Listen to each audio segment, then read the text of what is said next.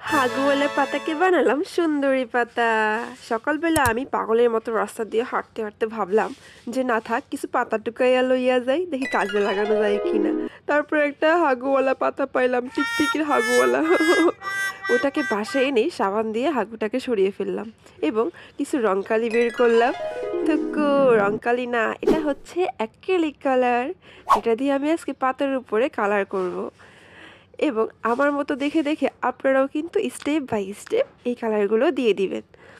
একটার পর একটা কালার বসাবেন, তারপর দিয়ে দিবেন কমলা কালার, যেটা দেখতে খুবই সুন্দর লাগবে। কমলা কালার দেওয়ার পর হলুদ কালার ইউজ করবেন। এখানে হলুদ কালার ইউজ করার পর আমরা হচ্ছে ব্ল্যাক কালার বসিয়ে দিব এবং আস্তে আস্তে ব্ল্যাক কালারগুলো আপনারা এখানে বসানোর পর ঘাস দিয়ে দিবেন।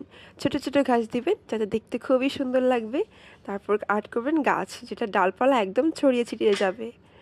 তারপর দিবেন সূর্য, হয়ে যাবে ক্রাফট অন লিফট। আচ্ছা, আপনারা এটা কিন্তু আর্ট করে অবশ্যই আমাকে দেখাবেন এবং কমেন্ট করবেন, আর সাথে ফলো করে দিবেন। আল্লাহ হাফেজ।